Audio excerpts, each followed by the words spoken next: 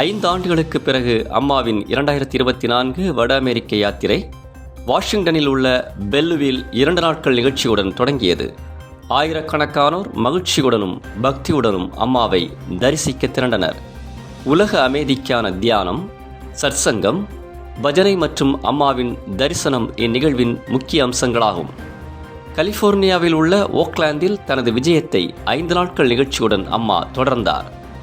சற்சங்கத்தின் போது பிரம்மச்சாரிகள் அம்மாவின் அன்பின் அடிப்படையிலான வாழ்வை குறித்தும் அனைத்திலும் தெய்வீகத்தை காணும் அவரது தனித்துவத்தையும் எடுத்துரைத்தனர். காண்போரை கவரும் பாரம்பரிய பஞ்சாபி பாங்க்ரா நடனம் உள்ளிட்ட பல்வேறு கலாச்சார நிகழ்ச்சிகளின் மூலம் பக்தர்கள் அம்மாவுக்கு தங்களது மரியாதையை செலுத்தினர். லாஸ் ஏஞ்சலஸில் 4 நாட்கள் நடைபெற்ற அம்மாவின் நிகழ்ச்சிகளில் மக்கள் திரளாக கலந்து கொண்டனர். இந்நிகழ்வின் போது கலிபோர்னியாவின் ஃபார்மர் ஃபர்ஸ்ட் லேடியும் ஒளிபரப்பு பத்திரிகையாளரும் பெண்கள் விழிப்புணர்வுக்கான செயல்பாட்டாளரும் அமெரிக்க அரசியல் வம்சத்தின் கென்னடி குடும்பத்தை சேர்ந்தவருமான மரியா ஷிர்வர் அருளாசிகளை பெற்றார். அதன்பின் அம்மா நியூ மெக்சிகோவின் அல்புகர் என்னும் இடத்திற்கு விஜயம் செய்தார். 4 நாட்கள் நடைபெற்ற இந்நிகழ்வில் குரு பூர்ணிமா அன்று அனைவரையும் தன்னலமின்றி நேசிக்கும் தாய் அன்பின் வடிவம் தாங்கிய ஆன்மீக குருவான அம்மாவுக்கு மக்கள் தங்களது வணக்கங்களை செலுத்தினர். ஒவ்வொருவரின் வாழ்வும் அவரவரது உள்ளில் இருக்கும் தெய்வீகத்தை அறிவதற்கான தேடல் என்றும் அனைவரின் உள்ளும் அந்த தெய்வீகத்தின் ஓர் அம்சம் இருப்பதாகவும் அம்மா தனது சற்சங்கத்தில் கூறினார். வாஷிங்டன் டிசியில் அம்மா 4 நாட்கள் நிகழ்ச்சியை நடத்தினார்.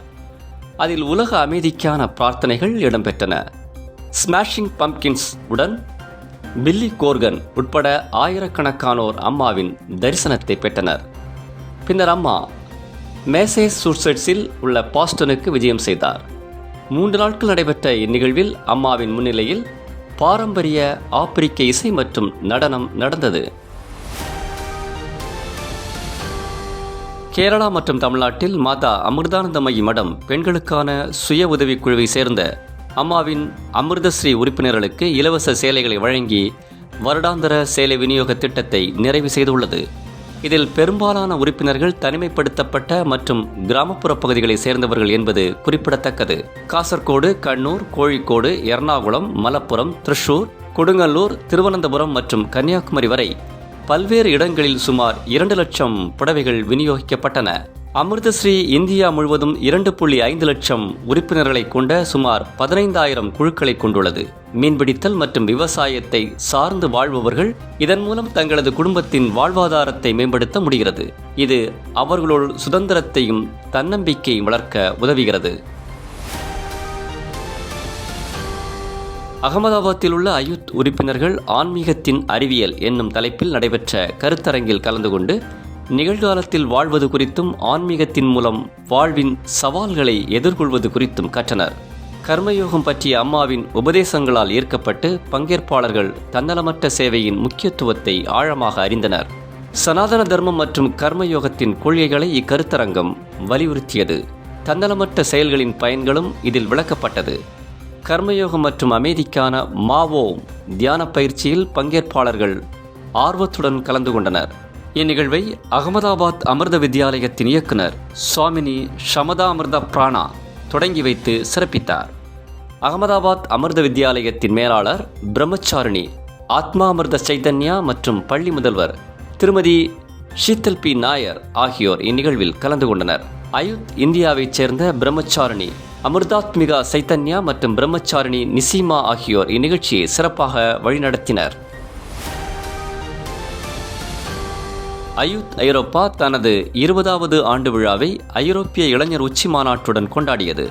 நாளைக்கான குரல்கள் என்னும் தலைப்பில் நடைபெற்ற இந்நிகழ்வு ஜெர்மனியில் உள்ள எம்ஏ மையத்தில் ஜூலை 21ஆம் தேதி முதல் 28ஆம் தேதி வரை நடைபெற்றது. 20 நாடுகளைச் சேர்ந்த 400க்கும் மேற்பட்டோர் இந்நிகழ்வில் கலந்து கொண்டனர். அமிர்தா பல்கலைக்கழகத்தின் லிவின் லேப்ஸுடன் இணைவது இந்நிகழ்வின் ஓர் முக்கிய அம்சமாகும். இது இந்தியாவில் உள்ள ஏழ்மையான கிராமங்களில் நிலையான வளர்ச்சியை மேம்படுத்துவதற்கான இன்டர்ன்ஷிப் வழங்கும் திட்டமாகும். ரஞ்சித் மோகன் மற்றும் கிருஷ்ணானந்தன் ஆகியோர் இத்திட்டத்தின் தொடர்பாக ஜெர்மனிக்கு சென்றனர். அயுத்தின் தலைவர் சுவாமி அமிர்த ஸ்வரூபானந்த புரி இளைஞர்களுடன் ஆன்லைனில் உரையாற்றி அவர்கள் தங்களது லட்சியத்தை அடைவதற்கும் அச்சங்களை எதிர்கொண்டு அவற்றை கடந்து செல்வதற்கும் ஊக்குவித்தார். சுவாமி சுபா அமிர்தானந்த புரி இளைஞர்கள் தங்களுக்குள் ஒழிந்திருக்கும் திறமைகளை கண்டறிந்து வெளிப்படுத்துவதற்கு அவர்களை ஊக்குவித்தார். சுவாமினி அமிர்த ஜோதி பிராணா அன்பு மற்றும் புரிதலின் அடிப்படையிலான நிலையான உறவுகளை உருவாக்க வலியுறுத்தினார். இந்நிகழ்வில் பல்வேறு கலாச்சார நிகழ்ச்சிகளுடன் மன அழுத்த மேலாண்மை தொடர்பான கலந்துரையாடல்களும் இடம்பெற்றன. இதன் மூலம் பங்கேற்பாளர்கள் உலகளவில் நேர்மறையான தாக்கத்தை ஏற்படுத்த முடிகிறது. கேரளாவின் வயநாட்டில் ஏற்பட்ட நிலச்சரிவு பேரழிவு குறித்து ஆழ்ந்த வருத்தத்தை தெரிவித்த அம்மா, கொச்சியில் உள்ள அமிர்தா மருத்துவமனையிலிருந்து 35 மருத்துவர்கள், தொழில்நுட்ப வல்லுநர்கள் மற்றும் துணை மருத்துவர்களை கொண்ட குழு பேரிடர் பாதித்த பகுதிக்கு சென்று உடனடி நடவடிக்கைகளை மேற்கொண்டது. அதிநவீன மருத்துவ பிரிவில் mini operation theatre, x-ray, ultrasound, echocardiogram மற்றும் அதிவேக ஆய்வகம் ஆகியவை அடங்கும். மேப்பாடி கிராமத்தின் கடுமையாக பாதிக்கப்பட்ட பகுதியில் உயிர் பிழைத்த சுமார் 1200க்கும் மேற்பட்டவர்கள் இக்குழுவின் இலவச சிகிச்சைகளை பெற்றனர். இத்தகைய பாராட்டுக்குரிய பணியின் அவசியத்தை எடுத்துரைத்து கேரள அமைச்சர் பி ராஜீவ் அவர்கள் மருத்துவ பிரிவை கொடியசைத்து தொடக்கி வைத்தார். கல்பேட்டாவில் உள்ள அமிர்த கிருபா தொண்டு மருத்துவமனையும் முக்கியமான மருத்துவ உதவிகளை வழங்கியது. மேலும் வயநாடு ஆசிரமங்கள் மற்றும் ஆசிரமத்தின் இளைஞர் பிரிவான அயூத் கேரளா ஆகியவற்றின் தன்னார்வலர்கள் கொண்ட குழுவுக்கு பிரம்மச்சாரிணி தீட்சிதா அமிர்தா சைத்தன்யா தலைமை தாங்கினார். அவர் மன உளைச்சலுக்கு ஆளான கிராமவாசிகளை ஒரு தாய் தனது குழந்தைகளை கவனிப்பது போல அவர்களின் துயரங்களை பொறுமையுடனும் கவனத்துடனும் கேட்டார். கேரள அரசின் ஒப்புதலுடன் சூரல்மாலாவில் நிலச்சரிவு ஏற்பட்ட இடத்தில் அயூத் நிவாரணப் பணிகளில் ஈடுபட்டது. மேப்பாடி பகுதியில் உள்ள நிவாரண முகாம்களுக்கு அத்தியாவசிய பொருட்களை வழங்கவும் இறந்தவர்களை முறையே தகனம் செய்வதற்கும் குழுக்கள் விரைந்தன. அமிர்தபுரி ஆசிரமத்தில் வாவுபலி பூஜை மிக சிறப்பாக நடத்தப்பட்டது. இது நமது முன்னோர்கள் மற்றும் இயற்கை அன்னைக்கு நன்றி மற்றும் மரியாதையை செலுத்தும் ஒரு பண்டைய சடங்காகும். அமாவாசை திதியன்று பித்ரு தர்ப்பணம் பரிந்துரைக்கப்படுகிறது. சுவாமி துரியா அமிர்தானந்த புரி குத்துவிளக்கேற்றி இந்நிகழ்வை தொடக்கி வைத்தார். உலக அமைதி மற்றும் சுற்றுச்சூழல் மேம்பாட்டிற்கான பிரார்த்தனைகளை மையமாக கொண்டு ஆயிரக்கணக்கான பக்தர்கள் நேரிலும் ஆன்லைனிலும் இந்நிகழ்வில் கலந்து கொண்டனர். அமிர்தபுரி ஆசிரமத்தில் மலையாளம் மற்றும் ஆங்கிலத்தில் இந்த பூஜை நடத்தப்பட்டது. ஆன்லைனில் உலகெங்கும் உள்ள மக்கள் 8 வெவ்வேறு மொழிகளில் இப்பூஜையில் கலந்து கொண்டனர். ஜூலை 26, 2024 அன்று அமிர்தா விஸ்வ வித்யாபீடம் USA ஒகியோ ஸ்ரீவ்லாண்டில் உள்ள கேஸ் வெஸ்டர்ன் ரிசர்வ் பல்கலைக்கழகத்துடன் புரிந்துணர்வு ஒப்பந்தத்தில் கையெழுத்திட்டது. இந்த புதிய ஒப்பந்தமானது இரு நிறுவனங்களுக்கிடையில் உள்ள இரட்டை பட்டங்களுக்கான ஒத்துழைப்பை குறிப்பது மட்டுமல்லாது அனைத்து மாணவர்களுக்கும் ஆசிரியர்களுக்கும் கல்வி மேம்பாட்டிற்கான வாய்ப்புகளை வழங்குகிறது. அமிர்தா பல்கலைக்கழகத்தின் பிரதிநிதிகள் கேஸ் வெஸ்டர்ன் ரிசர்வ் பல்கலைக்கழகத்திற்கு சென்ற இந்நிகழ்வில் Amrita centre of international programmes associate dean பேராசிரியர் கேரன் மோவாட், பேராசிரியர் டாக்டர் மனிஷா ரமேஷ், முதுகலை பட்டதாரி திட்டங்களின் டீன் டாக்டர் கிருஷ்ணஸ்ரீ அச்சுதன் மற்றும் அமிர்தபுரி வளாகத்தின் பொறியியல் கல்லூரியின் டீன் டாக்டர் பாலகிருஷ்ணன் சங்கர் ஆகியோர் பங்கேற்றனர். STI ஹப் மிசோரம் திட்டத்தின் ஆயுர்வேத குழு நியூ சர்ஜிப்பில் உள்ள விசி ஹாலில் வாழ்க்கை முறைக்கான ஆய்வு மற்றும் இலவச ஆயுர்வேத மருத்துவ முகாமை ஏற்பாடு செய்தது. சர்ஜிப்பில் உள்ள ஆயுஷ் ஹெல்த் வெல்னஸ் சென்டரின் மருத்துவ அதிகாரி டாக்டர் லால் மவுன் புயி அவர்களின் ஒத்துழைப்புடன் இந்நிகழ்வு நடந்தது. காலை 10 மணி முதல் பிற்பகல் 3 மணி வரை நடைபெற்ற இந்த நிகழ்ச்சியில் பங்கேற்பாளர்கள் உடல்நலம் மற்றும் சுகாதார விழிப்புணர்வு குறித்து கவனம் செலுத்தினர். இந்த முகாமில் சுமார் 66 பேர் வாழ்க்கை முறை கணக்கெடுப்பில் கலந்து கொண்டனர். 84 நோயாளிகள் இலவச மருத்துவ பரிசோதனைகளை பெற்றனர். பொது நோய்களுக்காக மொத்தம் 475 மருந்துகள் விநியோகிக்கப்பட்டன. இந்த முயற்சியானது சமூகத்தால் மிகவும் பாராட்டப்பட்டது. புதிய சர்ஜிப்பில் வசிப்பவர்கள் இலவச மருத்துவ சேவைகள் மற்றும் அவர்களின் உடல்நலம் மற்றும் வாழ்க்கை முறை பற்றிய நுண்ணறிவுகளை பெறுவதற்கான வாய்ப்புக்கு நன்றி தெரிவித்தனர். STI ஹப் முக்கிய சவால்களை எதிர்கொள்வதையும் நிலையான தீர்வுகளை வழங்குவதையும் முக்கிய நோக்கமாக கொண்டுள்ளது. இதன் மூலம் மிசோரமில் ஒரு செழிப்பான சுற்றுச்சூழல் அமைப்பு உருவாக்கப்படுகிறது. சர்வதேச ஒத்துழைப்பை வலுப்படுத்தவும் புதிய வாய்ப்புகளை ஆராயவும் அமிர்தா பல்கலைக்கழகத்தின் உயர்மட்ட குழு யுஎஸ்ஏயில் உள்ள பல மதிப்புமிக்க பல்கலைக்கழகங்களுக்கு சென்றது. ஸ்டான்ஃபோர்ட் பல்கலைக்கழகத்தின் பேராசிரியர்கள் மற்றும் தலைவர்களுடன் சந்திப்புகள் நடத்தப்பட்டன. இதில் டாக்டர் ஒசாமா கதீப் அவர்களின் ரொபோட்டிக்ஸ் ஆய்வகமும் அடங்கும். அமிர்தாவின் குழு UCSF வெயில் இன்ஸ்டிடியூட் ஆஃப் நியூரோசயின்ஸ் பல்கலைக்கழகத்திற்கு சென்றது. அமிர்தாவில் இருந்து டாக்டர் பிரேம் நாயர், பேராசிரியர் கேரன் மோவாட் மற்றும் டாக்டர் ஷியாம் திவாகர் ஆகியோர் கூட்டு வாய்ப்புகளை பற்றி விவாதித்தனர். அமிர்தா புரோவோஸ்ட் டாக்டர் மனிஷா ரமேஷ் UC டேவிஸில் ஒரு குழுவிற்கு தலைமை தாங்கினார். பல புரிந்துணர்வு ஒப்பந்தத்தின் கீழ் நடைபெற்று வரும் திட்டங்களை குறித்து கலந்துரையாடிய அவர்கள் பல்வேறு டீன்களை சந்தித்தனர். மேலும் நமது குழு UC இர்வினையும் பார்வையிட்டது. அங்கு அவர்கள் 7 ஆண்டுகால ஒத்துழைப்பை பற்றி விவாதிக்க டாக்டர் பிரமோத் கர்கோனேக்கர் மற்றும் பிற பிரதிநிதிகளை சந்தித்தனர். டாக்டர் மார்க்கோ பிரின்ஸ்வாக் மற்றும் பிற பல்கலைக்கழக தலைவர்களுடன் UC ரிவர்சைடில் சந்திப்புகள் நடைபெற்றன. அமிர்தாவின் குழு நியூ மெக்சிகோ பல்கலைக்கழகத்தையும் பார்வையிட்டது. டாக்டர் நிக்கோல் டாமி பங்கேற்ற இந்நிகழ்வில் அவர்கள் பல்வேறு பல்கலைக்கழக தலைவர்களுடன் சாத்தியமான ஒத்துழைப்பை குறித்து கலந்துரையாடினர். மேலும் கலிபோர்னியாவில் உள்ள ஓக்லாந்தில் முன்னாள் மாணவர்களுக்கான சந்திப்பு நடைபெற்றது. பேராசிரியர் ஜெய் மிஸ்ரா தலைமையில் நடைபெற்ற இந்நிகழ்வில் அமிர்தாவின் பேராசிரியர்கள் மற்றும் டீன்கள் முன்னாள் மாணவர்களுடன் கலந்துரையாடினர். அமிர்த விஸ்வ வித்யாபீடத்தின் கோவை வளாகத்தில் சத்கமய 24 கலாச்சார முகாம் சிறப்பாக நடைபெற்றது. கல்லூரியின் ஆசிரிய உறுப்பினர்களுக்காக நடத்தப்பட்ட இந்த முகாம் ஜூலை 5 மற்றும் 6 ஆகிய தேதிகளில் நடைபெற்றது. இது தனிப்பட்ட வளர்ச்சி மற்றும் தொழில்முறை மேம்பாட்டை வளர்ப்பதை முக்கிய நோக்கமாக கொண்டுள்ளது. சத்கமய 24 அதன் பங்கேற்பாளர்களிடையே முழுமையான வளர்ச்சி மற்றும் சமூக கட்டமைப்பை ஊக்குவிக்கும் அமிர்தாவின் பங்களிப்பை பிரதிபலிக்கிறது.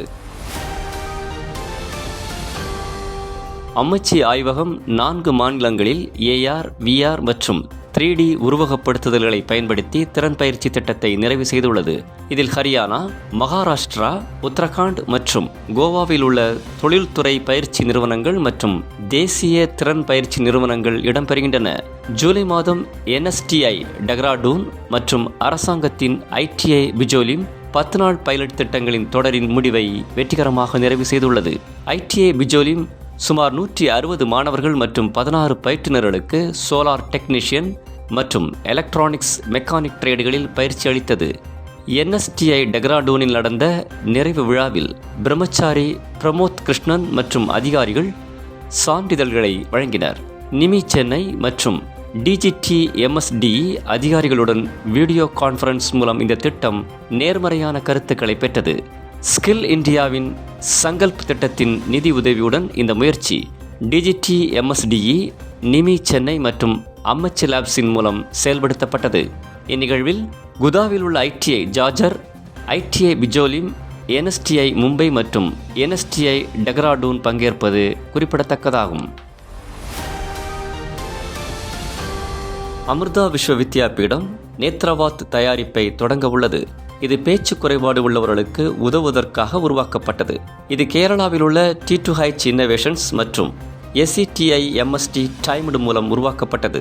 நேத்ரவாடின் மூலம் கண் செய்கை அடிப்படையிலான தொழில்நுட்பத்தை பயன்படுத்தி பேச முடியாதவர்களுக்கு பயனுள்ள தகவல் தொடர்புகளை வழங்க முடிகிறது. இது கொச்சியில் உள்ள அமிர்தா மருத்துவமனையில் தொடர் பரிசோதனைக்கு உட்பட்டுள்ளது.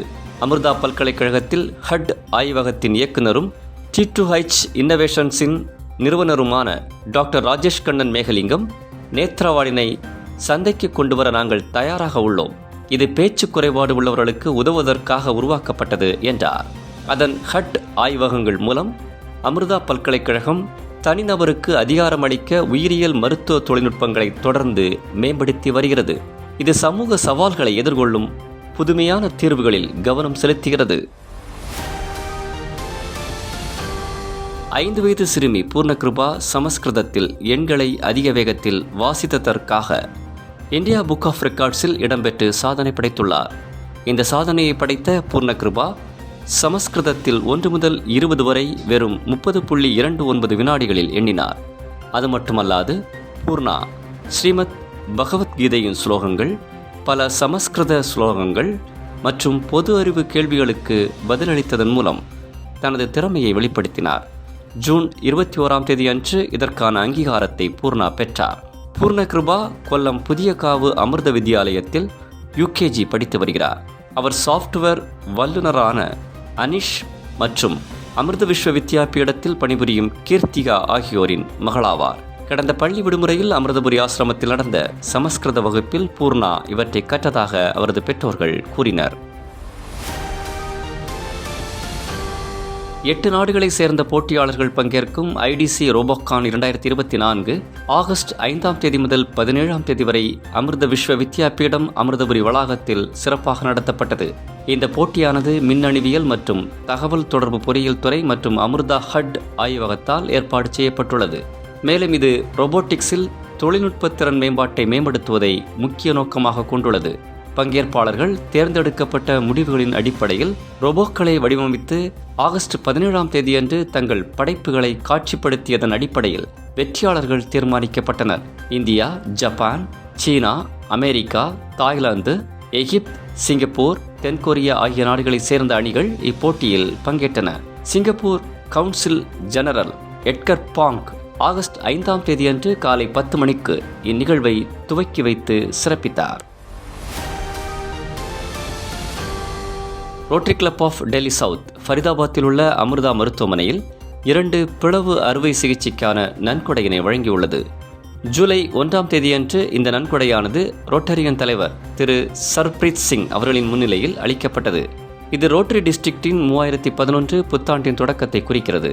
பாதிக்கப்பட்ட குழந்தைகளுக்கு டாக்டர் மோகித் சர்மா மற்றும் அவரது குழுவினரால் அறுவை சிகிச்சைகள் நடத்தப்படும். அவரது பெற்றோரால் ஈர்க்கப்பட்ட சிங் அவரது மனைவி ரோட்டரியன் சாக்ஷி கண்ணா சிங்கின் ஆதரவையும் பெற்றார். அறுவை சிகிச்சைக்கு பிறகு குழந்தைகள் ஆரோக்கியமாக வாழ்வார்கள் என்ற உறுதியையும் பெற்றனர். கிளெஃப்ட் பேலட் என்பது வாய்ப்பகுதியின் உருவாக்கத்தை பாதிக்கும் ஒரு குறைபாடாகும். இதனால் பேசுவதற்கும் உண்பதற்கும் கேட்பதற்கும் சிரமம் ஏற்படுகிறது. அறுவை சிகிச்சை மட்டுமே இந்நிலையை சரி செய்ய ஒரே சிகிச்சை முறையாகும். ஃபரிதாபாத்தில் உள்ள அமிர்தா மருத்துவமனை உடல் உறுப்பு தானம் செய்பவர்கள் மற்றும் அவர்களது குடும்பத்தினரை கௌரவிக்கும் வகையில் அவர்களுக்கான பாராட்டு விழாவை நடத்தியது. உடல் உறுப்பு தான விழிப்புணர்வு மாதத்தின் போது நடைபெற்ற இந்நிகழ்வில் நகர வடிவமைப்பு தலைவர் திரு சுதீர் சவுகான் மற்றும் காவல் போக்குவரத்து ஆய்வாளர் திரு சதீஷ்குமார் ஆகியோர் கலந்து கொண்டு சிறப்பித்தனர். சிறுநீரகம், கல்லீரல் மற்றும் கார்னியா உடல் உறுப்பு தானம் செய்பவர்களின் குடும்பங்கள் அவர்களின் உன்னதமான பங்களிப்புகளுக்காக பாராட்டப்பட்டன. இந்நிகழ்வில் முன்னணி மருத்துவர்கள், செவிலியர்கள் உட்பட மருத்துவமனை ஊழியர்களும் கலந்து கொண்டு தங்களது நன்றிகளை தெரிவித்தனர். கொச்சியில் உள்ள அமிர்தா மருத்துவமனையில் உள்ள சமூக மருத்துவத்துறையானது KIFT திட்டத்தை அறிமுகப்படுத்தியுள்ளது. இது கொச்சியில் உள்ள கிராம பகுதிகளில் புகையிலை உபயோகிப்பதை குறைப்பதையே முக்கிய நோக்கமாக கொண்டுள்ளது.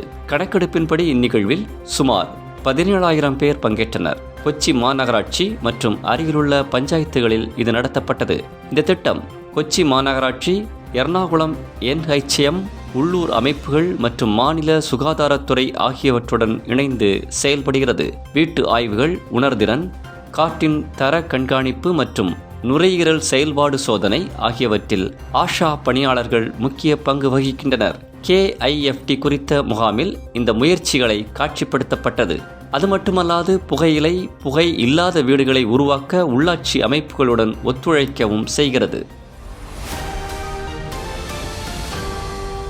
ஜூலை 27 அன்று அமிர்தா மருத்துவமனை கொச்சியில் குழந்தைகளுக்கான நரம்பியல் சவால்களை எதிர்கொள்ள அமிர்தா மூளை மையம் திறக்கப்பட்டது. அமிர்தா மூளை மையமானது பாதிக்கப்பட்டவர்களுக்கு விரிவான பராமரிப்பு மற்றும் ஆதரவை வழங்குவதை முக்கிய நோக்கமாக கொண்டுள்ளது. இந்நிகழ்வில் பாராளுமன்ற உறுப்பினர் ஜெபி மாதர் மற்றும் நடிகர் சிஜு வில்சன் ஆகியோர் கலந்து கொண்டு சிறப்பித்தனர். தங்கள் குழந்தைகளுக்கு துல்லியமான நோயறிதல் மற்றும் சரியான சிகிச்சைகளை பெறுவதற்கு இந்த மையமானது மாபெரும் ஆதரவை தருகிறது. அந்தமான் தீவுகளின் போர்ட் பிளேயரில் உள்ள அமிர்தா ஹெல்த் சென்டரில் குழந்தைகளுக்கான இலவச இருதய சிகிச்சை முகாம் சமீபத்தில் நடத்தப்பட்டது. இம்முகாமை அமிர்தா மருத்துவமனை மற்றும் கொச்சின் ஷிப்யார்ட் லிமிடெட் ஆகியவை இணைந்து நடத்தின.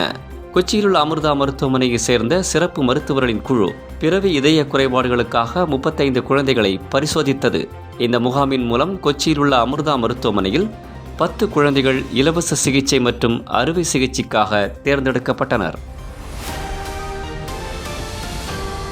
கொச்சியில் உள்ள அமிர்தா மருத்துவமனை அமிபிக் மெனிஞ்சட்டிஸ் நோய்க்கான சிகிச்சை பெற்று வரும் 12 வயது சிறுவனின் உடல்நிலையில் குறிப்பிடத்தக்க முன்னேற்றம் ஏற்பட்டுள்ளதாக தெரிவித்துள்ளது. திருச்சூர் வெங்கடங்கு படூரை சேர்ந்தவர் அமிபிக் மெனிஞ்சட்டிஸ் நோய்க்கான சிகிச்சையை பெற்று வருகிறார். ஜூன் 1ஆம் தேதி அவர் முதலில் உள்ளூர் மருத்துவமனையில் காய்ச்சலுக்காக அனுமதிக்கப்பட்டார். ஜூன் 16ஆம் தேதியன்று மோசமான அறிகுறியால் அவர் அமிர்தா மருத்துவமனைக்கு மாற்றப்பட்டார். பெர்மபீபா வெர்மிஃபார்மிஸின் உறுதிப்படுத்தப்பட்ட தொற்றுக்கு தீவிர சிகிச்சை மற்றும் வெண்டிலேட்டர் ஆதரவு இன்றியமையாததாகும். 1 வார சிகிச்சைக்கு பிறகு சிறுவன் வெண்டிலேட்டர் உதவியின்றி சுவாசிக்க தொடங்கினான். மேலும் ஐசியூவிலிருந்து வழக்கமான அறைக்கு மாற்றப்பட்டான். அமிர்தா மருத்துவமனையின் குழந்தை நரம்பியல் துறை தலைவர் டாக்டர் KP வினயன் அமிபா வகையின் முக்கியத்துவத்தை குறிப்பிட்டது மட்டுமல்லாது கேரளாவில் அமிபிக் மெனிஞ்சட்டிஸ் சிகிச்சைக்கான தெளிவான வழிகாட்டுதலை முன்வைத்தார். பிசியோதெரப்பி சிகிச்சை முடிந்த பிறகு சிறுவன் முழுமையாக குணமடைவான் என்று எதிர்பார்க்கப்படுகிறது. சிகிச்சை குழுவானது doctor Sajith Kesavan, doctor Vizag Anand, doctor Praveen NP மற்றும் டாக்டர் கிரிஷ்மா ஐசக் ஆகியோரை உள்ளடக்கியது.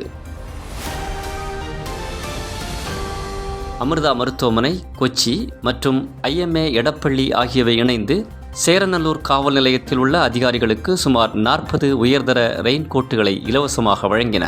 மழைக்காலத்தில் அவர்கள் தங்களது கடமைகளை பாதுகாப்புடன் செய்வதற்கு இது பெரிதும் உதவுகிறது. அமிர்தா ஸ்கூல் ஆஃப் மெடிசின் முதல்வர் டாக்டர் கிரீஷ்குமார் KP அவர்கள் அதிகாரிகள் நோய்வாய்ப்படாமல் பணியாற்ற உதவுவதே இதன் குறிக்கோள் என்றார்.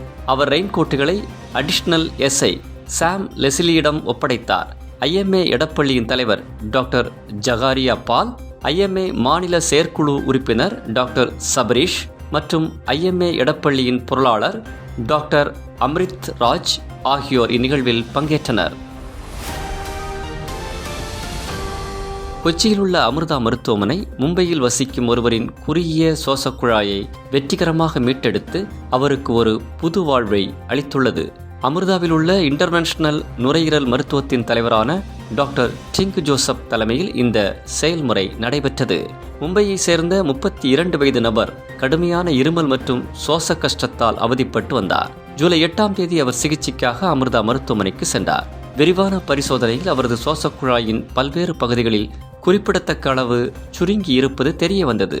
டாக்டர் டிங்க் ஜோசப் மற்றும் அவரது குழுவினரின் அறுவை சிகிச்சையின் பலனாக அவரின் சுவாசக்குழாயில் ஏற்பட்ட பிரச்சனையானது குறைந்தது குறிப்பிடத்தக்கதாகும். இதையடுத்து அவர் உடல்நலம் பெற்று மும்பை திரும்பினார். Amrita school of dentistry Anand Muskan திட்டத்திற்கான பங்குதாரர் கூட்டத்தை ஏற்பாடு செய்தது. இது ICMR தலைமையிலான சுகாதார முன்முயற்சியாகும். இது ஆரம்ப பள்ளி குழந்தைகளுக்கு அவர்களின் ஆசிரியர்கள் மூலம் பல் பராமரிப்பு பற்றி கற்பிக்கிறது. இந்நிகழ்வில் கொச்சி மாநகராட்சி மேயர் திரு அனில்குமார், சுகாதார நிபுணர்கள், பாடசாலை அதிபர்கள், ஆசிரியர்கள் மற்றும் பெற்றோர்கள் கலந்து கொண்டு சிறப்பித்தனர்.